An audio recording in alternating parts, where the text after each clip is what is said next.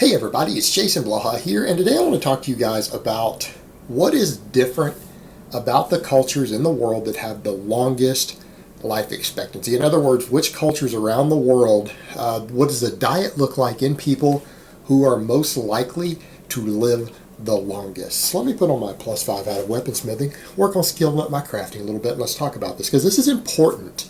When we start talking about fitness and health when it comes to nutrition, we really do need to be looking at, hey, what do people who are living to be 90, 95, 100, 110, what do they eat around the world? Now, obviously, we're talking about genetics to some extent.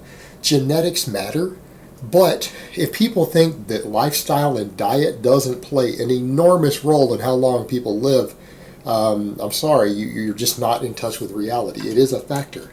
And that's the thing. I brought this up yesterday about some of the longest lived cultures, and someone said, well, they also all incorporate fasting. No, they actually don't. A couple of them do. But if you go take the top 10 longest living cultures around the world, the Okinawans being number one, like the Georgians, I think the Georgians by the Black Sea over in Russia are like number 3 or 4 on the list. If you go through and look at these different people, the Swedes are way up there. There's some groups up in the Himalayas. There's some people in Ecuador who aren't necessarily tribes either, who do have modern societies and towns and buildings and all that stuff. You start looking at these, fasting actually really isn't that common. Some of them do, but it's not even half. If you go look at the top 10, it's not even half. And number one doesn't. So when we start looking at this, we got to say, okay, so what's going on? So how does this fit in with all these fad diets? Because let's talk about 3 of the biggest fad diets out there that have enormous followings. That's going to be vegan diets, ketogenic diets, and paleo diets. All 3 of them get this wrong. In fact, you go look at the top 5 longest lived cultures on earth, not one of them follows a diet that would fall into any of those 3 categories. All of them eat foods that each of those groups say you shouldn't be eating that harm your health. Okay? And it's big staples in their diet, not just on once a week or once a month either. So that becomes a problem. So what do their diets overall look like? Well, generally, most of them don't eat an excessive amount of calories. That's no surprise, because being overweight is obviously near the top of the list, but a lot of these people do have access to enough food to overeat. So what is it that they're eating? All right, the biggest thing, this is the one that's going to piss off a lot of ketogenic people. It's going to piss off paleo people. Grains, whole grains. In fact, you go pull these people, you look at any of them. Look at the top 5 on the list. Where are they getting all their calories? The top 5 all get 50% or more, up to 70% of their calories from grains. The whole society does. These cultures with these really long life expectancies follow grain-based, starch-based diets. They all eat very high carbohydrate diets. Every single last one of them. All of them eat starch-based diets. There are no exceptions. There are no exceptions when you look even at the top 10, because some of them incorporate tubers in the top 10 in large amounts, and some of them might be eating a lot of roots, which are still carbs or starches.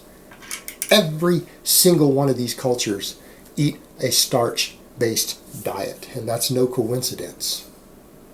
Because the cultures that we look at that don't follow starch-based diets, that get very, very few starches in, all die very young.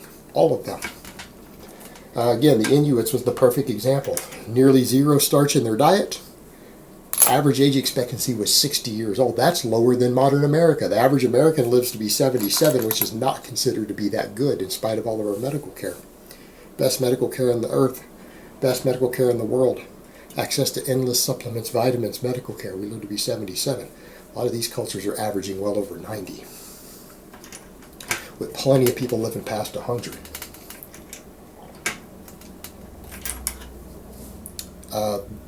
So grains. Grains are a big part of their diet.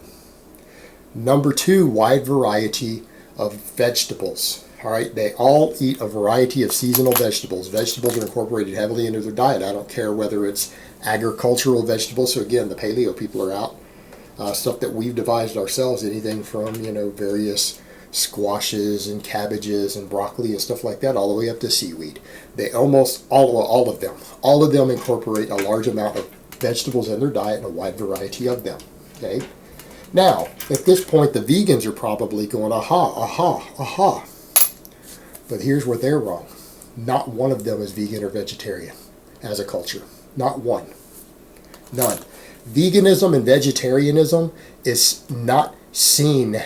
The only group of people that have a very, very long life expectancy that incorporate this are the Seventh-day Adventists in the United States, and they do it for religious reasons.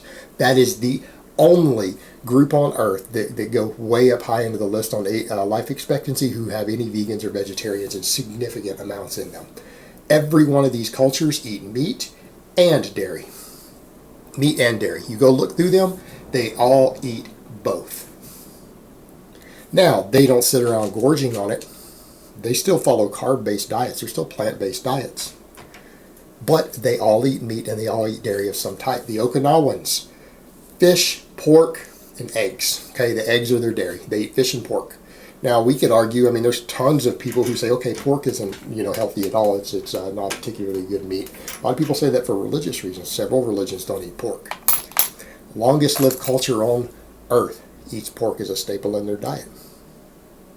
Longest lived culture on earth. Same thing, people want to talk about eggs. They eat eggs. Now, they all eat low-fat diets. We'll get to that in a minute, though, because they don't eat a whole lot of these eggs. As far as dairy goes, cultured dairy, particularly yogurts, are insanely common in every single one of these cultures, barring the Okinawans. You start looking at all the others, they all incorporate, almost all of them incorporate some sort of cultured stuff. Cheeses are common, yogurts are common, but yogurts are really big up there. Again, makes sense. High quality protein, high quality source of calcium, and if they've made it into something cultured, there's stuff to help with their gut flora. All right, your immune system is massively impacted by your GI tract. Yogurts and other cultured foods combined with a high fiber diet are the absolute best way on earth to maintain a healthy GI tract. Healthy GI tract boosts your immune system enormously. It's the single most important thing. It's where your immune system basically starts. It's in your GI tract. A lot of these cultures incorporate cultured dairy. It's extremely common among them, and even in the top 5 up there. But they all consume dairy. They all consume meat. Yet here we have all these people with these fad diets. Now, the fat intake is the interesting one. We have our nutritional guidelines for fat, and we all say that you need some fat in your diet. It's generally accepted. It's generally accepted you need fat in your diet. Why?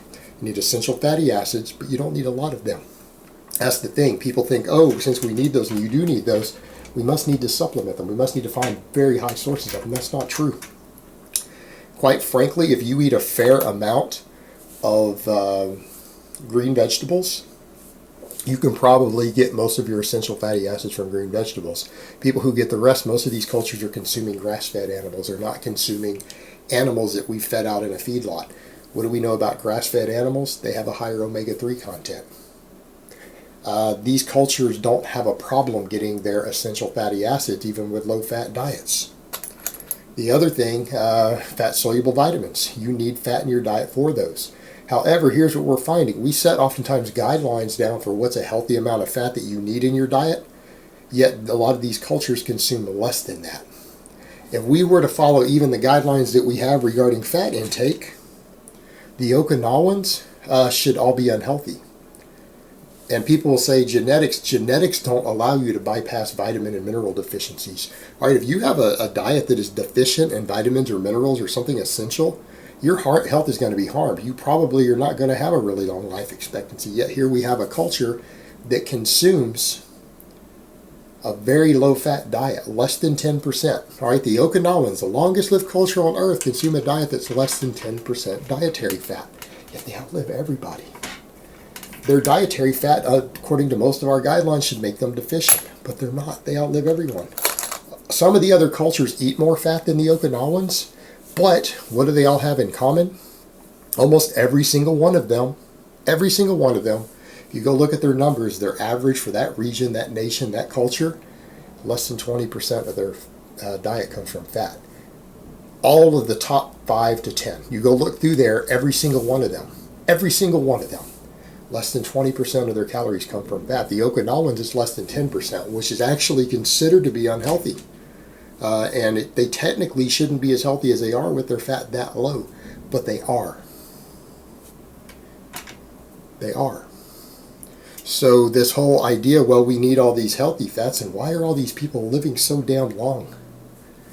Or is it that they're getting enough healthy fats because of their food choices, because they're eating a lot of green vegetables, they're eating a lot of grass-fed animals, they're eating fish, things like that. They're getting all of their essential fatty acids from a very low overall fat intake. They don't need a lot of fat because the fat choices they have are ideal. And so maybe that's the difference. We're trying to make up for our poor quality fat choices by just consuming more, because there's not enough of what we want in the ones we're eating.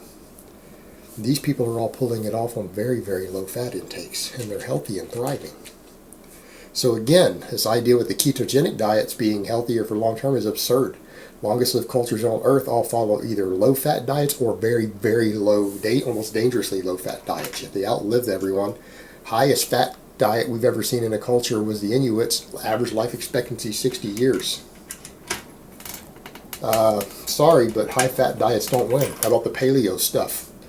Everything's grain based. Everybody's eating starches and grains. Everybody. Most of them are whole grains, but that's not even exclusive. Some of them eat white rice as a main staple in their diet. Here's what all of them avoid. Most of them have vegetables that are relatively low in insecticides. Some people think that's a factor. All of them eat low-fat diets. All of them avoid refined sugars. All of them have diets fairly low in saturated fat. All right? That's the things that they're missing. Very few of them fry anything. They don't fry foods and oils. Not a lot of saturated fat. Fewer pesticides in their food. No refined sugar. None. There's your killers. We can learn from this. Now we come back again to the vegans and vegetarians. Then why aren't you guys living longer? Vegans, the average life expectancy of a vegan is not even longer than the average American on a standard American diet. So much for all these fad diets. We need to be looking at what these people are eating who are outliving everyone if we really want to know what's healthy overall. And they all eat balanced diets, starch-based, lots of vegetables, lots of whole grains, lean meats, lean dairy, and some even exceptions to the lean dairy. They all eat cultured foods. As far as their dairy goes, a lot of them have cultured drinks and yogurts.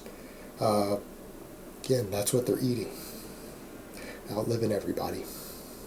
Alright guys, but that's really all I have to say on that today. I hope it's been informative, and I will talk to you guys next time.